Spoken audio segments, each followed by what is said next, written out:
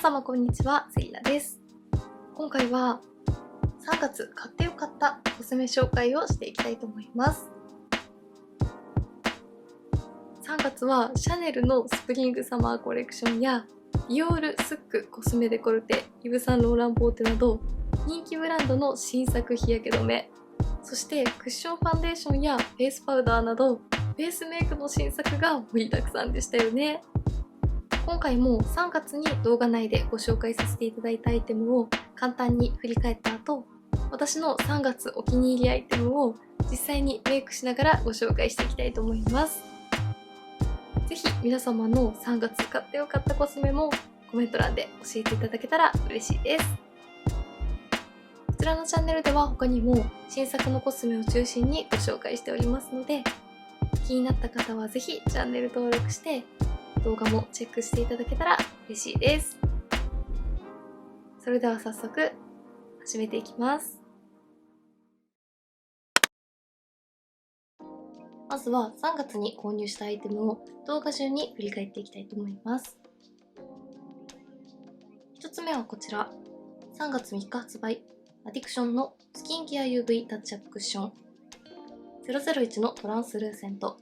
002のロージーラベンダー、そして003番のフレッシュアプリコット全3色です。SPF45PA3 プラスの下地にもメイクの上から日焼け止めのお直しとしても使えるアイテムでした。続いて3月1日発売、ポーランドジョーのベールファンデーション N と3月3日発売、ジルスチャートのブライト&スムースセラムプライマー、グローシフォンセラムフィルターを比較しながらご紹介していきました。どちらもパウダーファンデーションなのにツヤツヤ仕上がりでしっとりとしているタイプでした。続いて3月3日発売、RMK のスキンティントとシルクフィットセッティングパウダーをご紹介しました。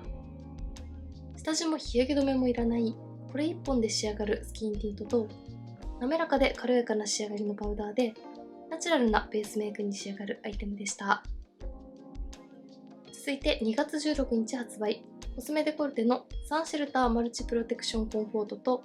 サンシェルターマルチプロテクショントーンアップ CC の10番ラベンダーローズ、2月3日発売のスックプロテクティングデイクリーム、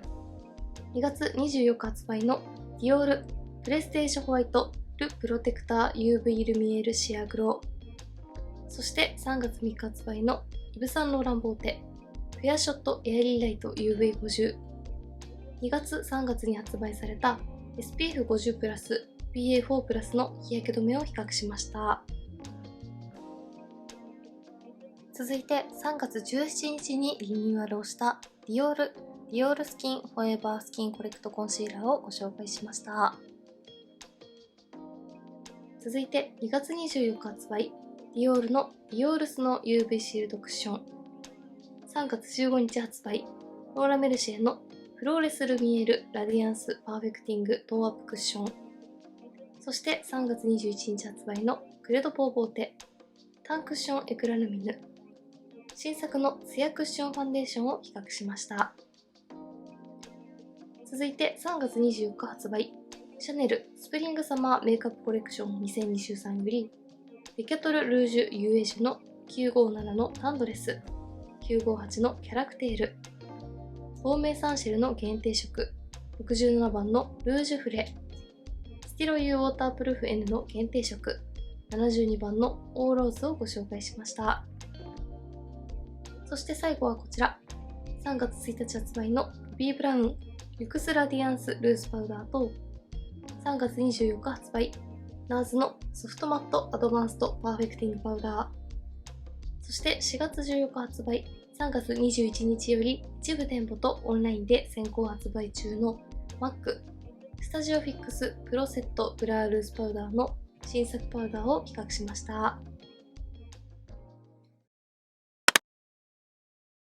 はい、それでは3月に購入したお気に入りアイテムを使ってメイクを仕上げていきたいと思います。まずは下地からです。3月は2月3月に発売された各ブランドの新作日焼け止めやジルスチャートのプライマーなどたくさんの下地をご紹介しましたが、その中でも特に個人的にお気に入りだったのは、アディクションのスキンケア UV タッチアップクッション003番のフレッシュアプリコットと、イヴ・サンローランボーテのピュアショットエアリーライト UV50 の2つです。どちらも初めて使った時からすごくいいなと思った下地だったので、選びきれず今回は2つご紹介していきます。まずアディクションのスキンケア UV タッチアップクッションは、程よい膜感とみずみずしい質感がとても綺麗で、メイクの上から日焼け止めを塗り直すお直し用としても使えるアイテムですが、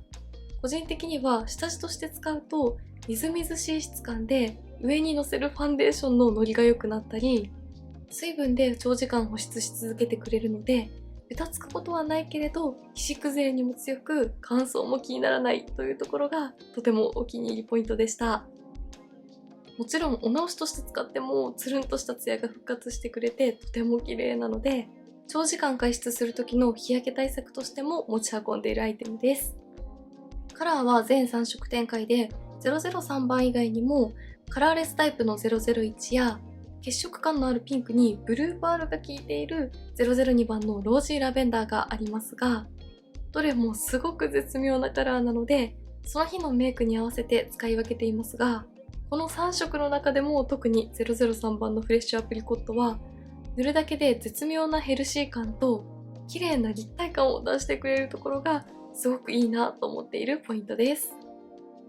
白浮き感はないけれど自然な透明感とトーンアップ感が欲しいという時は002番を使用することも多いです。それではこちら側半分にアディクションを塗っていきます。クッションタイプなので下地を均一に塗るのが難しいという方にも手軽にささっと仕上げられてとても使いやすいです。こんな感じで少し塗るだけでみずみずしいツヤが乗ってくれます。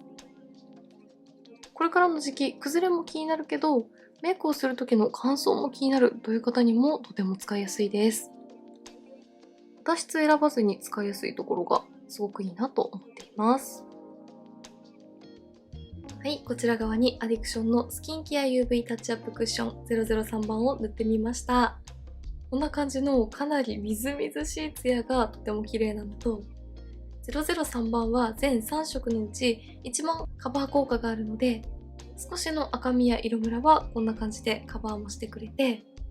なんといってもアプリコットカラーのベースにレッドパールが配合されているので、こんな感じの絶妙なヘルシー感と立体感が肌に乗ってくれます。ただ近くで見てもこんな感じでパールが悪目立ちしてしまうこともなく、みずみずしくて程よく膜感があるテクスチャーが毛穴をきれいにふっくらと見せてくれます。水分でふっくらと保湿してくれる感じなので、肌表面の乾燥やパサつきが気になってうまくファンデーションが塗れないという方にもぜひチェックしていただきたいアイテムです。では反対側にもう一つのお気に入り下地、イヴ・サンローランボーテのピュアショットエアリーライト UV50 を塗っていきます。こちらはリニューアルアイテムで、リニューアル前のものもものすごく崩れに強いのと、毛穴の開きが気にならなくてとてもお気に入りでしたが、リニューアル後もちゃんとリニューアル前の良さを引き継いでくれていて、すごく使いやすかったです。こちらのリニューアル前後の違いについては、サブチャンネルで比較動画をアップしたいと思っておりますので、ぜひそちらもチェックしていただけたら嬉しいです。ピュアショットは何といってもこのかなりみずみずしいテクスチャーが特徴です。こちらも反対側に塗っているアディクションと同様、肌表面の乾燥が気になる時にもスッと塗ることができます。ただこちらはスキンケアラインから発売されているだけあって、みずみずしいですが、程よいオイルっぽい保湿感も感じるタイプです。はい、こちら側半分にはイヴ・サンローランボーテのピュアショットを塗ってみました。ツヤと立体感が出ているアディクションと比較するとより分かりやすいと思いますが、ピュアショット UV の大きな特徴としては、ツヤツヤに仕上がるわけでもなく、マットになってしまうわけでもなく、素肌そのもののような仕上がりで、ファンデーションに影響が出ないというところも大きなポイントです。こんな感じで近くで見てもかなり自然ですが、細かい毛穴や凹凸は滑らかに整えてくれています。今使っているファンデーションの仕上がりは変えたくないけれど、SPF50 PA4+ でしっかりと紫外線対策をしたいという方や、皮脂崩れを防止したい方、そして毛穴の開きを軽減させたい方にとてもおすすめな日焼け止め下地です。アディクションもイヴ・サンローラン・ボーテもしっかりと気になる紫外線対策もしてくれるのに、皮脂崩れにも強くて仕上がりも綺麗というところがとても嬉しいですよね。では続いてファンデーションです。3月の新作はツヤ仕上がりのパウダーファンデーションや大注目のクッションファンデーションなど、とにかくツヤツヤに仕上がるアイテムがたくさん発売されました。その中でも特にお気に入りなのがこちら RMK のスキンティントとディオールのディオールスの UV シールドクッションです。ファンデーションも魅力的なアイテムばかりで決めきれなかったですが、こちらの2つに絞りました。まず RMK のスキンティントは日焼け止めも下地もいらないこれ1本で仕上がるという手軽さはもちろん、日中もパックをしているような保湿感が持続するということで、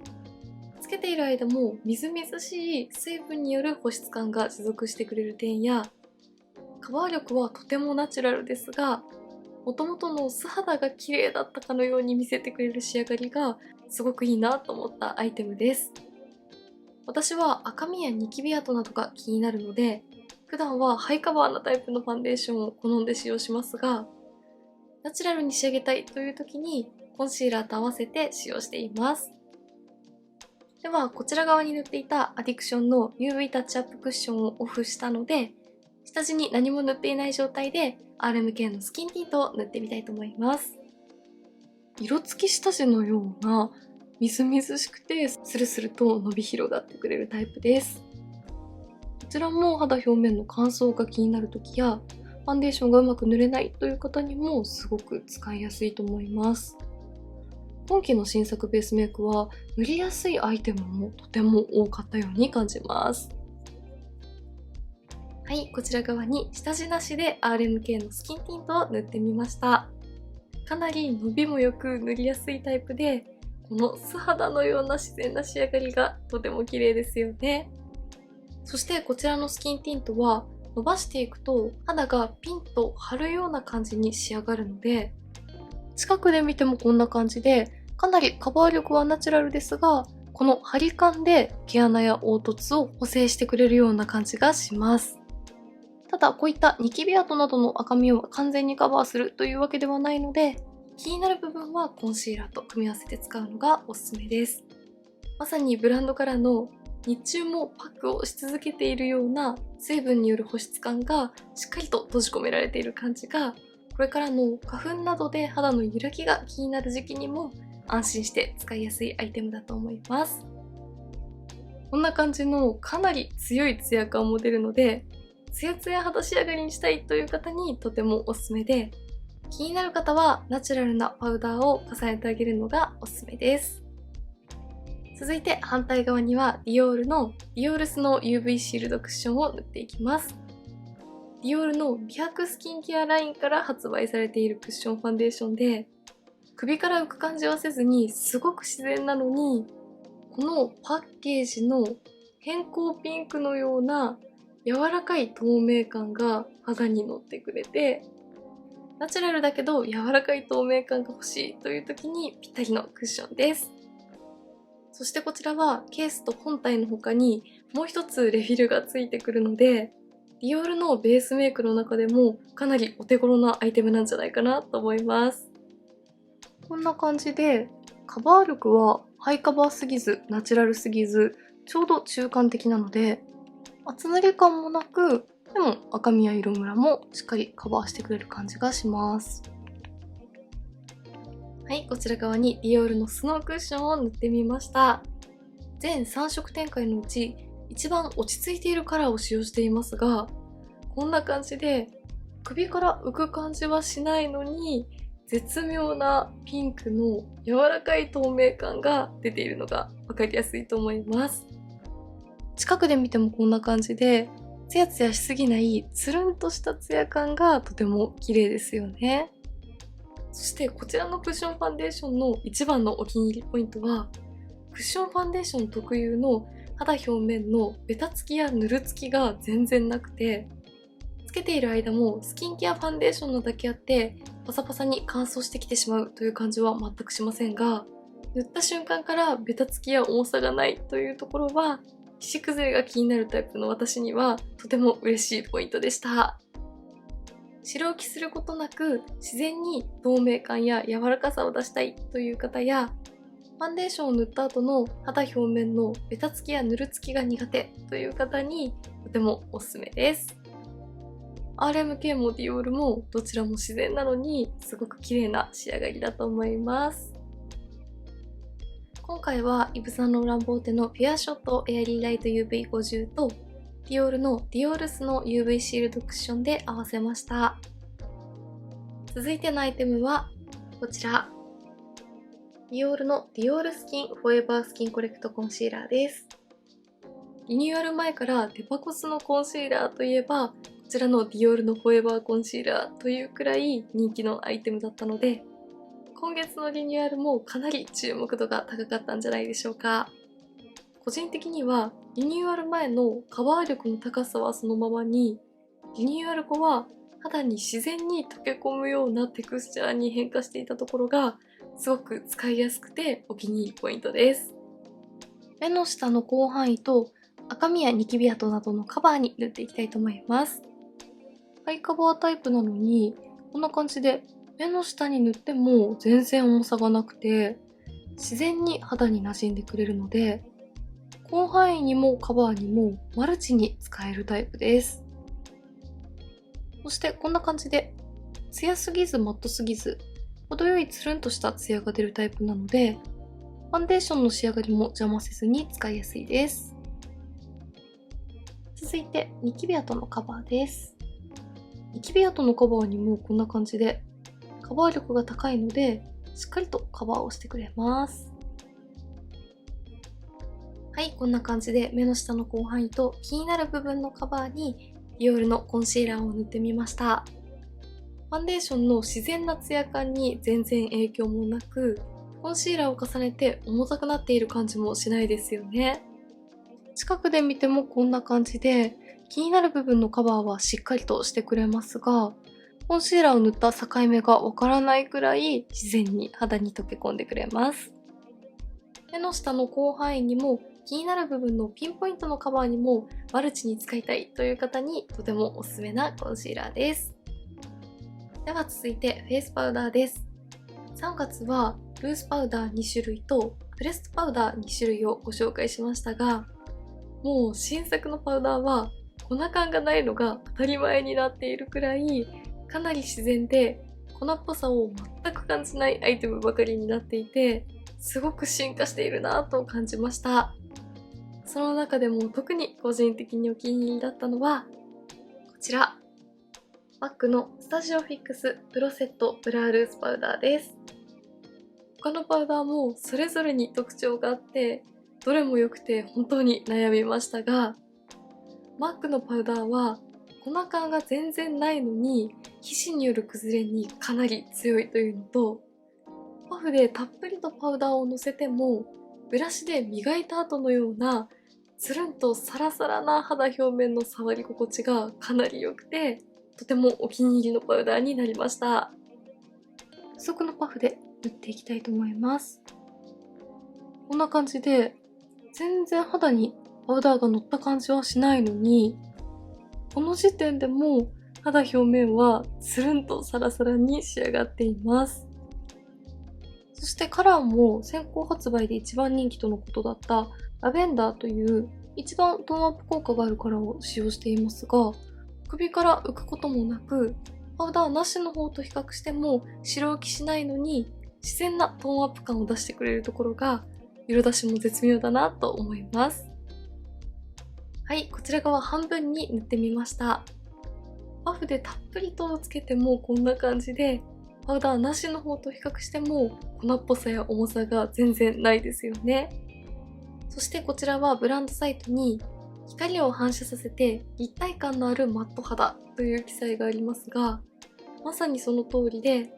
ベースは自然なマット肌ですが、ちゃんと頬の高い位置に光を反射して、ファンデーションのツヤも程よくつけさせてくれるところがとても綺麗だなと思います。近くで見てもこんな感じでとても自然です。こちらのパウダーは何よりも触り心地がかなりいいので、皮脂崩れを防ぎたいという方にはぜひチェックしていただきたいアイテムです。ではここからはポイントメイクをご紹介していきます。3月はリップアイテムのご紹介はしなかったので、スックのトリートメントラッピングリップ04番のツヤレンガを塗っています。その他、アイブロウとマスカラまで仕上げた状態です。ご紹介していくのはこちら。シャネルのレキャトルルージュユエージュ958番のキャラクテールです。3月はベースアイテムの発売がすごく多くて、カラーアイテムはこちらのシャネルの限定コレクションのみのご紹介となりましたが、こちらのレキャトルルージュユエージュはアイシャドウにはもちろんチークやハイライトにも使えるマルチパレットだったので、カラーアイテムの発売が少なかった今月でもこれ一つでかなり満足感がありました。限定色2色が発売となり、957のタンドレスはコーラルとレッドの柔らかくて可愛らしい印象、958のキャラクテールはレッドの他にもローズウッドやゴールドなどの様々なカラーが楽しめて少し深みがある印象で、どちらもものすごく可愛くて悩みましたが、個人的には958のキャラクテールのこの左上のローズウッドのカラーの絶妙さがすごく可愛かったのと、ゴールド寄りのローズゴールドのカラーもすごく素敵だったので、958をセレクトしました。こちらのパレットを使ってアイシャドウとチーク、そしてコメント欄でご質問いただいたアイブロウにもカラーをのせてみたいと思います。まずは左上のカラーを指に取ってアイホール全体にのせていきます。前回は2つのパレットに共通で入っている左下のシエンナレッドをメインに使用しましたが、今回はこの左上のローズウッドのカラーをメインに使っていきます。こちらのパレットはこんな感じで、見た目よりもかなりシアーな発色のところも使いやすくて可愛いですよね。続いて右下のカラーを指に取って上まぶたの目尻3分の1にのせていきます。今回はレッドをテーマカラーとしたコレクションですが、こちらのカラーが一番鮮やかなレッドカラーでした。それでもこんな感じで透け感があるので、当てすぎずに上品な仕上がりになるところがさすがシャネルですよね。続いて右上のカラーを指に取って上まぶたの黒目の中心にトントンとのせていきます。もうしっかりとツヤ感とラメ感を感じられるパウダーがとても綺麗です。そのままブラシにも取って下まぶたにも塗っていきます。こちらも肌なじみのいいローズゴールドのカラーなところが使いやすくていいですよね。